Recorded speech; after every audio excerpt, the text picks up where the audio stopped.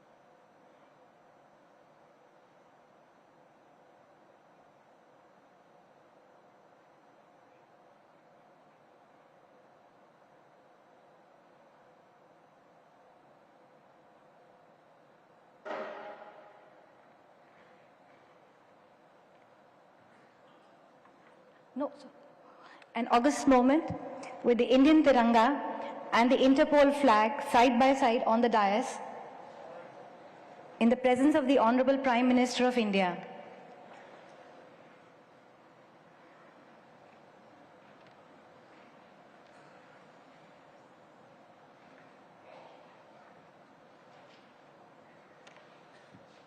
Thank you.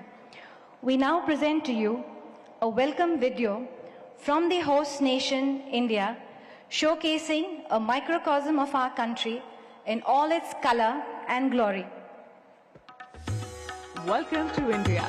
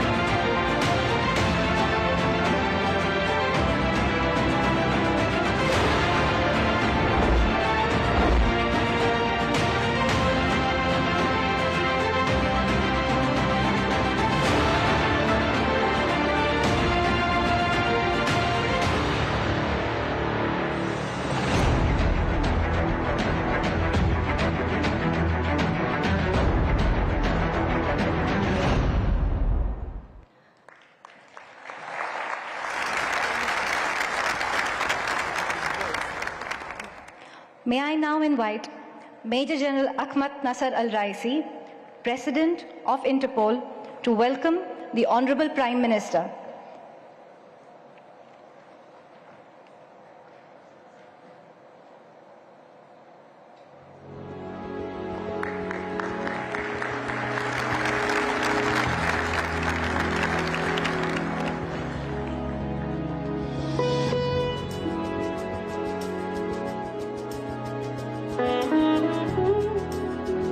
May I also request Mr. Jurgen Stock, Secretary General Interpol, to welcome the Honorable Home Minister.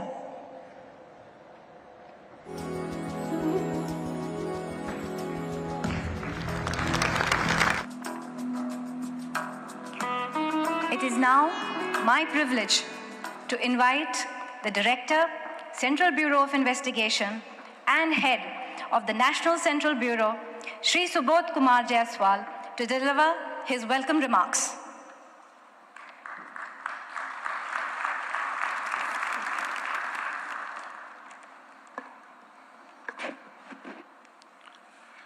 Shri Narendra Modi ji, Honorable Prime Minister of India, Shri Amit Shah ji, Honorable Union Home and Cooperation Minister, Shri Ahmed Naser Al Raisi, President of Interpol, Mr. Jurgen Stock, Secretary General Interpol, distinguished international delegates, Honorable Ministers of the Government of India, Director Generals of Police Forces across the country, distinguished guests, members of the print and electronic media, ladies and gentlemen, Namaskar, good afternoon, bonjour, hola, assalamu alaikum. It is truly a pleasure for me to extend a very warm welcome to all of you today.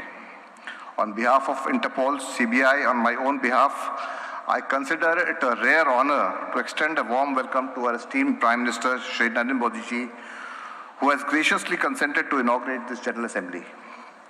Sir, your strong belief in the close linkage between societal development, security, and law enforcement have given shape to result-oriented policies in governance. Your presence today here is a symbol of the Government of India's unwavering commitment towards promoting international cooperation efforts in ensuring global security. Sir, your singular effort in ensuring tangible outcomes out of the annual Conference of Directors General of Police Forces in India has become a game changer in the policing efforts within the country, wherein both uniform and diverse police initiatives across the country have been encouraged to deliver. We all look forward with enthusiasm to an enlightening address from you, which will be a clarion call for policemen across the world present here to raise the bar of performance and deliver. It gives me great pleasure to welcome Honorable Union Home and Cooperation Minister Shri Amit Shah ji, whose singular efforts have seen a tangible and robust paradigm shift in security and law enforcement response in this country. Sir, I thank you for having graced us with your august presence. We have amidst us Shri Ahmed Naser Al Raisi, Inspector General of the Ministry of Interior, United Arab Emirates, and also now President of Interpol. This will be the first General Assembly which will be held under his presidency, and it is hoped that new milestones in operationalizing Interpol initiatives will be set forth at this conclave of police professionals.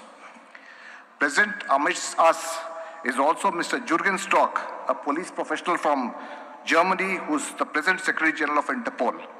Mr. Stock has provided the organization dedicated leadership during his tenure, which has seen unprecedented growth in operational activities at Interpol. I am encouraged by the presence of delegates from the police fraternity from member countries and observer organizations. We look forward to hearing from you and sharing your ideations and experiences in your own country, which will help us in formulating responses to a safer and better world. Your gracious presence here underscores the uniqueness of Interpol. We policemen are the sentinels of justice, and in these times of extraordinary changes in the threat environment, justice for the victim of crime has to become the cornerstone of all police response worldwide. All criminal activities affect the common man globally, and it needs to be reiterated that we policemen in our own systems have sown to protect the common man. Ladies and gentlemen, many are the challenges which need to be addressed. There is an urgent need to develop a robust, informal response where the network of police chiefs can engage rapidly and cut short legal red tape.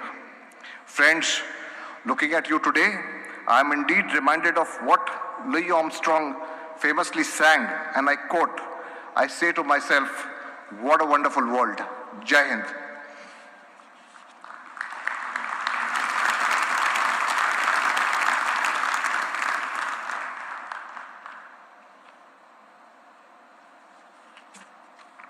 Thank you, sir. It gives me great pleasure to invite Major General Ahmed Naser Al Raisi, President of Interpol, to deliver his opening address.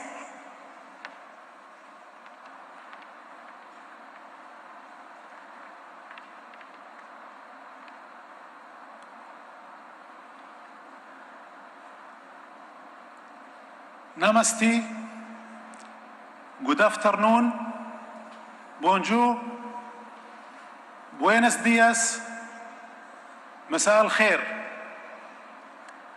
Honorable Prime Minister Shri Narendra Modi ji, Your Excellencies, ladies and gentlemen, it's my pleasure to be here at the 90th Interpol General Assembly in New Delhi. First, I would like to thank the Indian government for their warm welcome and superb organization of this event. Aap Sabiku Dhanyavad. Just last year, I had the privilege of being elected president by you all at the 89th General Assembly in Istanbul. I take this honor seriously. I want to take this opportunity to repeat the commitment I made to you on that day, to drive forward modern Interpol, to enhance transparency, to support collaboration between member countries. Since we last see each other in Istanbul, has taken the Interpol significant step forward. We have introduced activities to deliver the future of policing. We have executed sustainable budget, and we have grown joint capability building programs with regional police organizations. Our partnerships with organizations such as the UN, the WHO, WCO, and the private sector are stronger than ever, and we have implemented Code of Conduct for the Executive Committee as adopted by the General Assembly last year. You will hear more about this in the coming days. This progress has been only possible because of the work of the members across the globe, and also because of the efforts of all of the Interpol governance bodies. The General Assembly, the Executive Committee, the Governance Working Group, the Commission for the Control of the Interpol File, the Advisory Group on Financial Matters, the Standing Committee on the Processing of Data, and the external auditors for supporting decision-making across the organization. Even with all the progress we made, we are still far from our goals, which is why we are here today in New Delhi. In Arabic, we have a saying, Al-af'al ablagh min al-aqwal. In English, this might be translated as action speak louder than words. Next year, we'll be celebrating our centenary. Let us take action and ensure that we will celebrate another 100 years. Cyber threats, cross-border conflicts, global warming.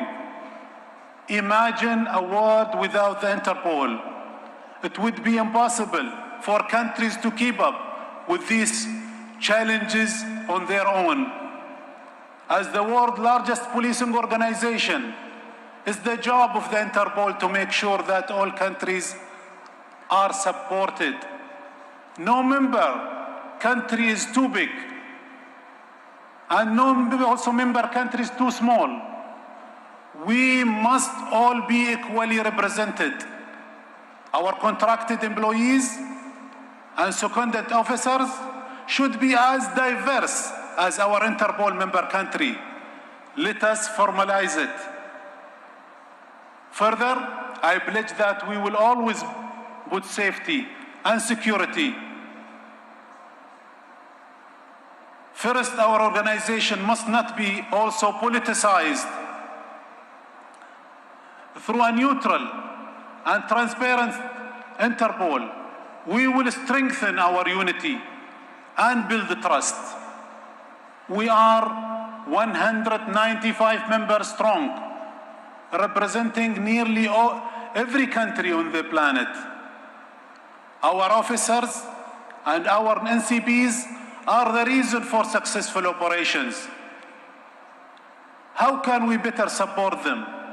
One key tactic: capacity building.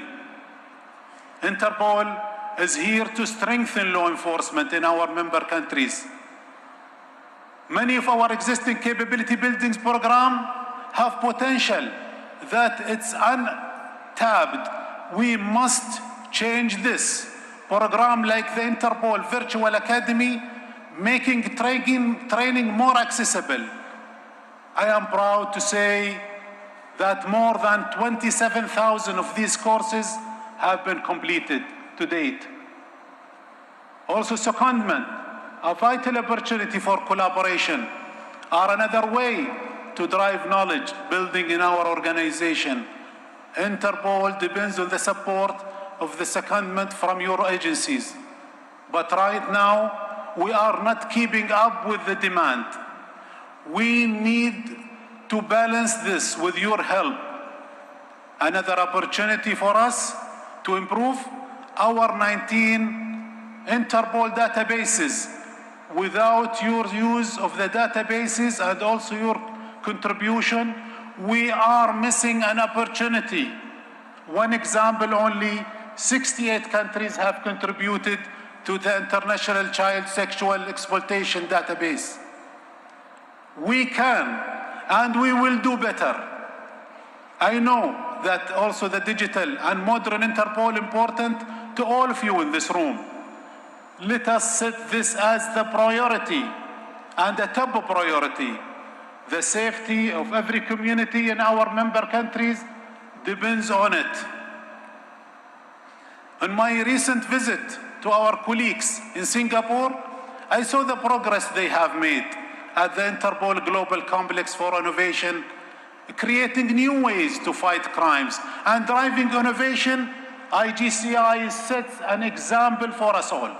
And with digitization, advances such as the secure cloud and the Interpol's mobile device portable tool to instant access to our databases, we are steadily improving access the service on the front line anytime and anywhere and from any device without any disruption. I call on you to help to build a modern Interpol, share the challenges you see and the opportunities. And last but not least, I'd like to recognize the continued value of international cooperation. Cooperation with our NCPs, cooperation with the national institutions, cooperation with the international organization. We have nearly 70 international agreements. 15 of these are with the United Nations and its agencies. Partnerships and information sharing help us to better tackle and prevent crimes. And again, Interpol databases are the foundation that support our work. Every country's contribution is vital, and the databases will help to better inform policing efforts. We are stronger together. All in all, we must remember, the criminals always try to outsmart us, but they are no match for 195 countries, a strong organization as the far-reaching tool for police across the globe. Our action will speak louder than our words. Over the past few months, Interpol has undertaken a wide range of successful global police operations.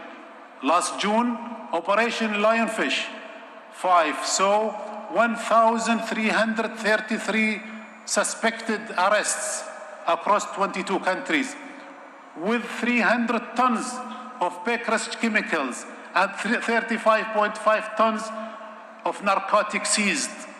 The same month, $11 million US dollars worth of fake medicine were seized across 94 countries during Operation Bangia. We are indeed showing the world our might, Your Excellencies. Ladies and gentlemen, the future of Interpol is decided in this room, and by proxy, the future of law enforcement. The voice of every single member will be heard. I look forward to our discussions, and with the work of all of our governance bodies, we will take the resolution made here and put them into action. To close, I want to thank you for your attendance. Also, I want to thank my fellow executive committee members. I am proud of the efforts we have made together. And also, I want to recognize the high number of executive committee nominations received. It shows a strong commitment to diversity. These next few days set the tone for the next year of action. Let us continue to build a safer world together. Dhanyavad, thank you, merci, and gracias. Shukran.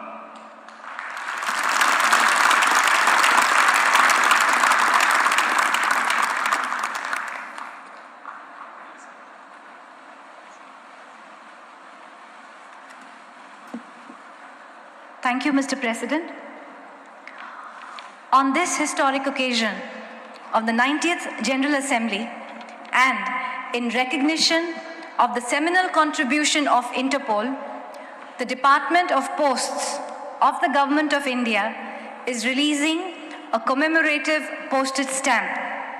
I now request the Honorable Prime Minister to kindly release the commemorative stamp.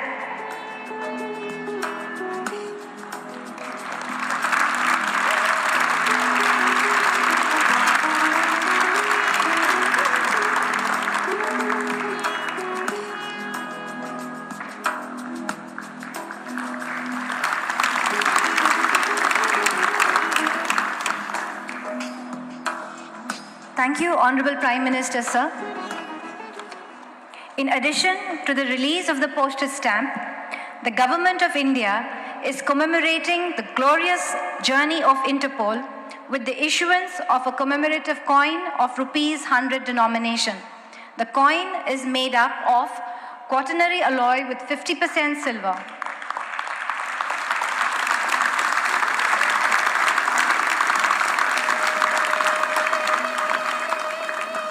Thank you, sir.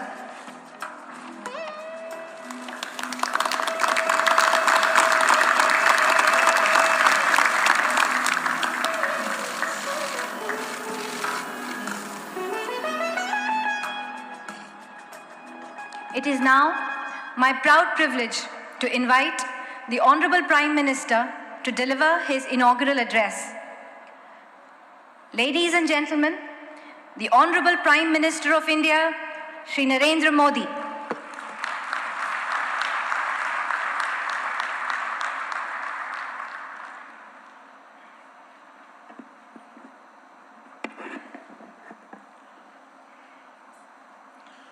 My colleague in the Union Cabinet, Shri Amit Shah, Interpol President, Sri Ahmed Naser Al Raisi, Interpol Secretary General, Sri Jurgen Stock, Director of CBI, Sri S.K. Jaiswal, distinguished delegates and participants, I extend a warm welcome to everyone for the 90th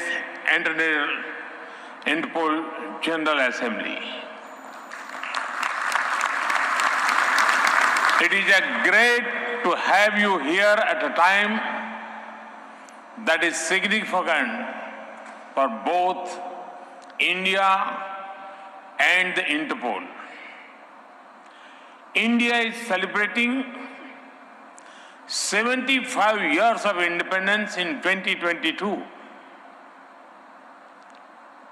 It is a celebration of our people, culture, and achievements. It is a time for looking back at where we came from, and also for looking ahead at where we want to go. The Interpol is also approaching a historic milestone. In 2023, Interpol will be celebrating 100 years of founding. This is a good time to rejoice and reflect, learn from setbacks, celebrate victories, and then look to the future with hope.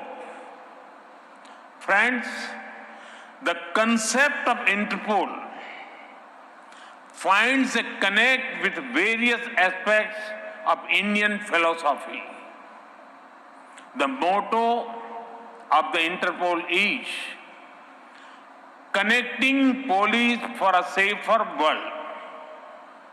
Many of you may have heard of the Vedas as one of the world's oldest scriptures.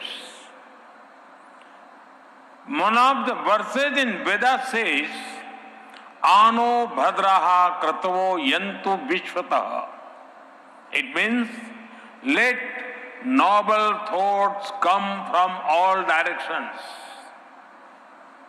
This is a call for universal cooperation to make the world a better place. There is a unique global outlook in India's soul. This is why India is one of the top contributors in sending brave men and women the United Nations peacekeeping operations.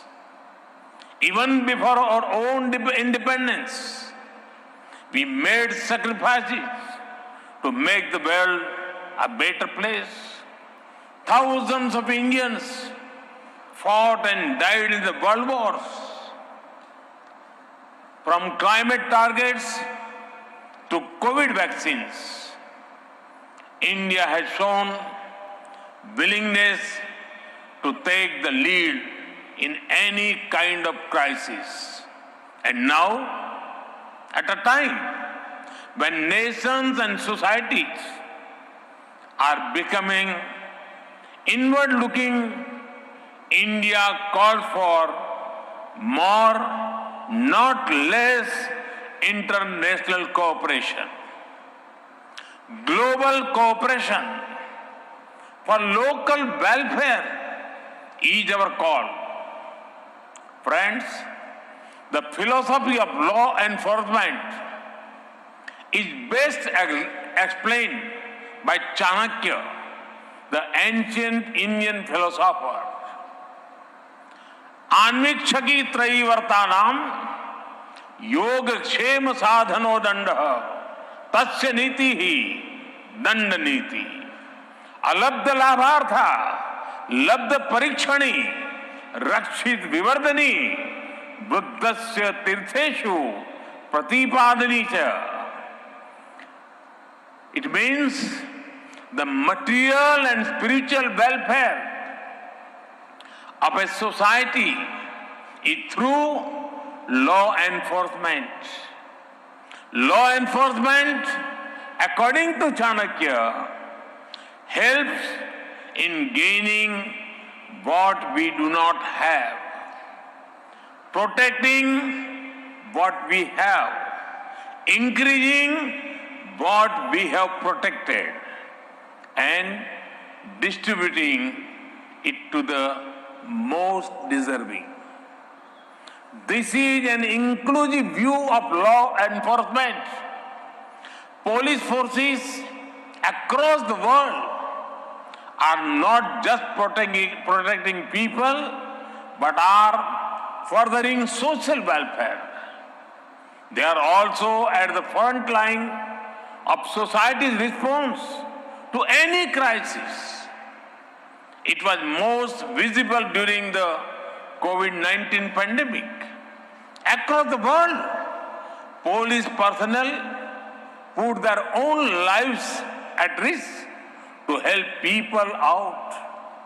Many of them even made the ultimate sacrifice in service of the people. I pay my respect to them. Even if the world comes to halt, the responsibility of keeping it safe does not go away. The Interpol remained functional 24/7 even during the pandemic. Friends, India's diversity and scale are hard to imagine for those who have not experienced it. It is home to the highest mountain ranges, one of the driest deserts, some of the thickest forests, and many of the world's most densely populated cities.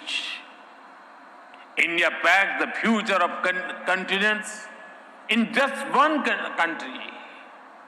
For example, India's most populous state, Uttar Pradesh, has a population close to that of Brazil.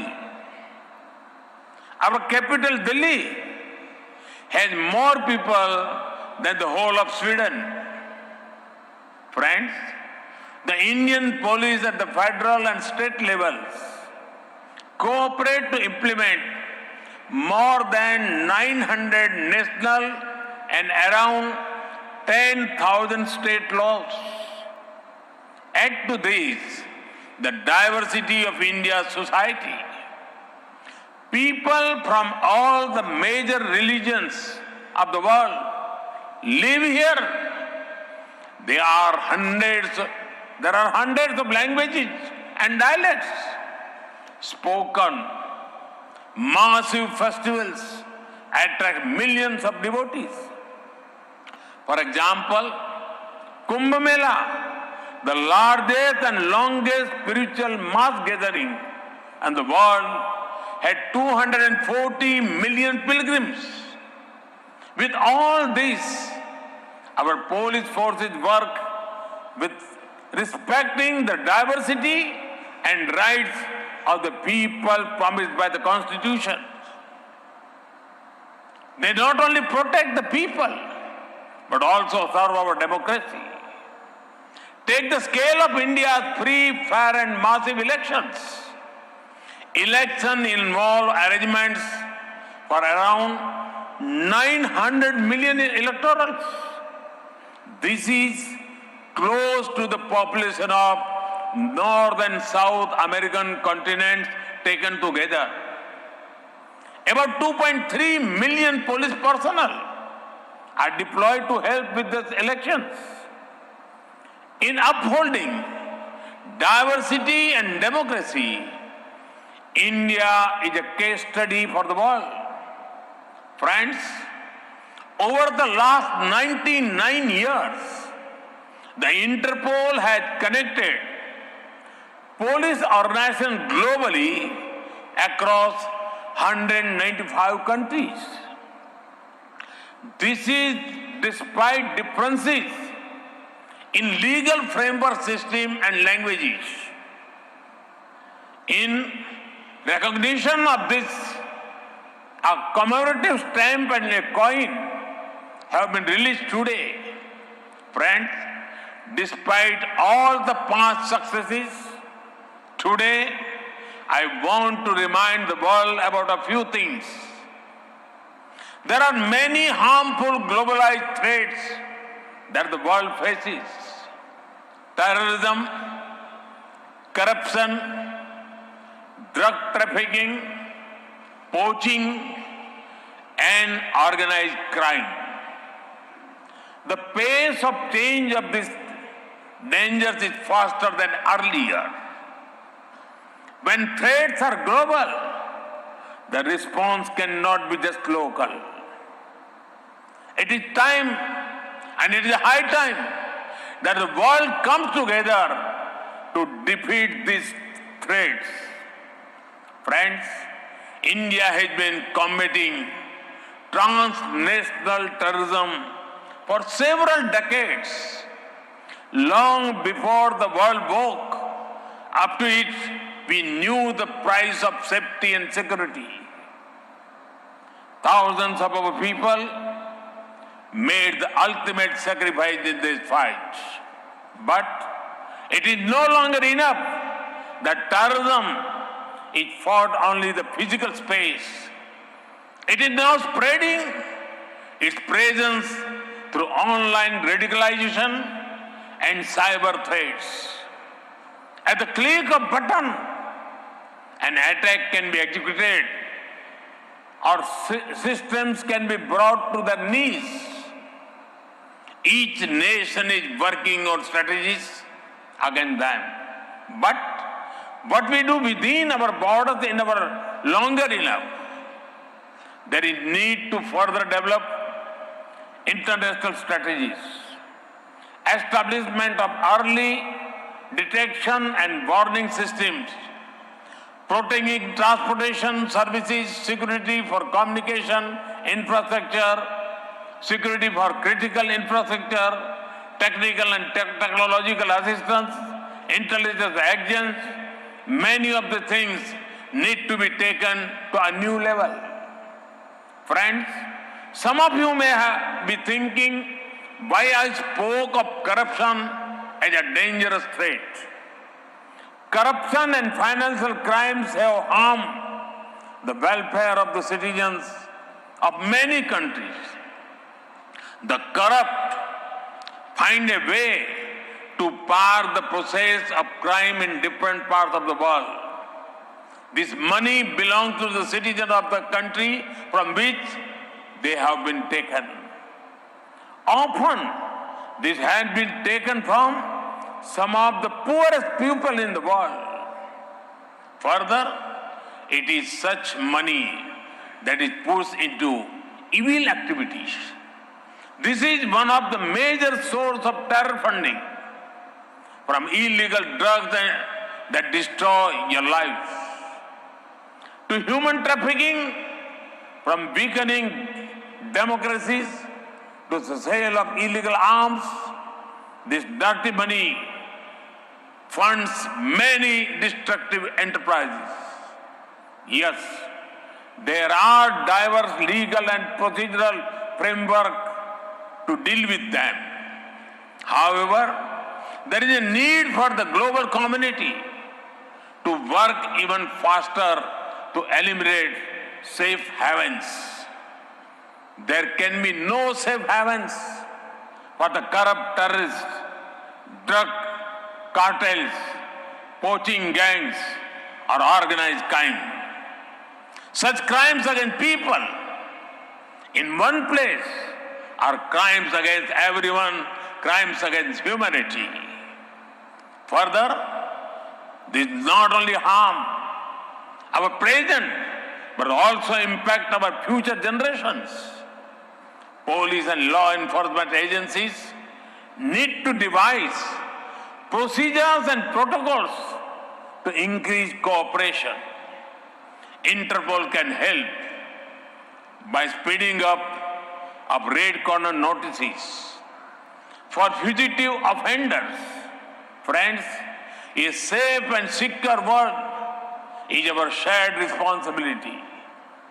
When the forces of good cooperate, the forces of crime cannot operate. Friends, before I conclude, I have an appeal to all the guests. Do consider visiting the National Police Memorial and National War Memorial in New Delhi. You can pay respect to the heroes who laid down their lives to keep India safe. These were men and women, just like many of you, ready to do anything for the nation. Friends, let communication, collaboration and cooperation defeat crime, corruption and terrorism. I hope the 19th International General Assembly proves to be an effective and successful platform for this. Once again, I welcome you all to this important program. Thank you. Namaste.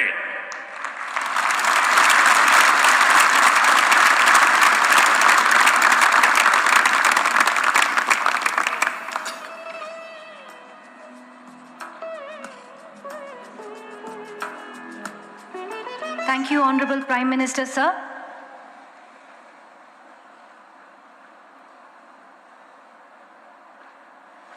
I now invite Major General Ahmed Naser Al Raisi, President of Interpol, to present a token of appreciation on behalf of Interpol to the Honorable Prime Minister.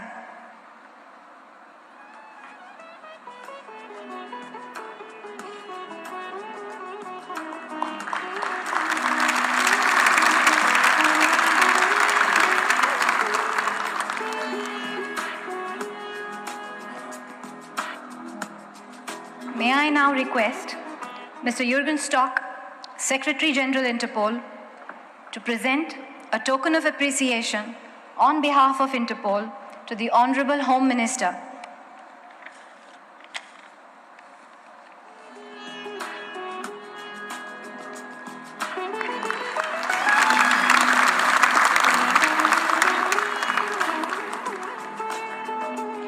May I now request the Special Director, Central Bureau of Investigation, and the Delegate for Asia on Interpol Executive Committee, Shri Praveen Sinha, to propose a vote of thanks.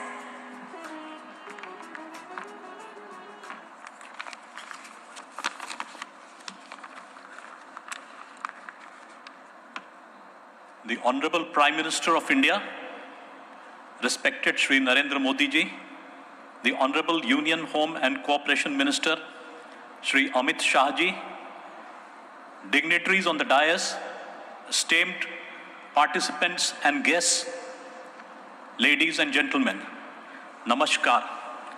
A very good afternoon to all.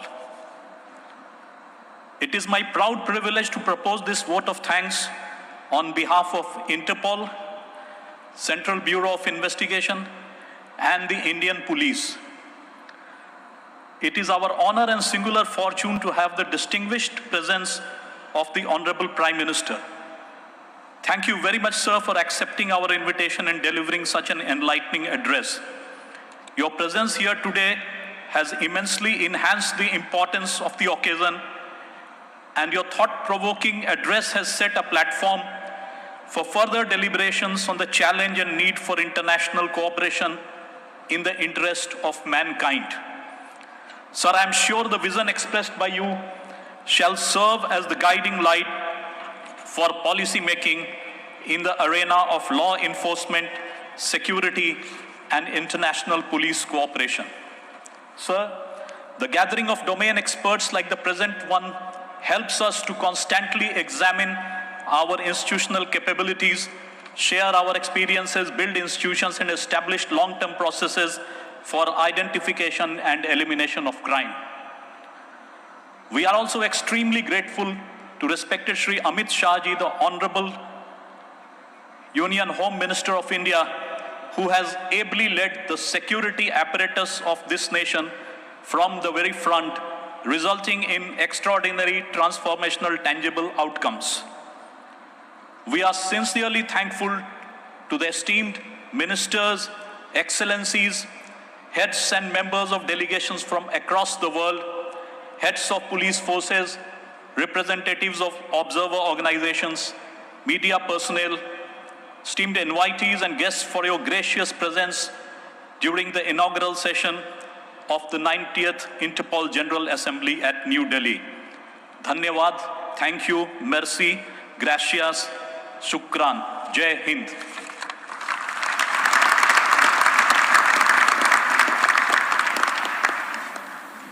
Thank you, sir. Excellencies and distinguished guests, this brings us to the end of the inaugural session. Please rise for the departure of the Honorable Prime Minister of India.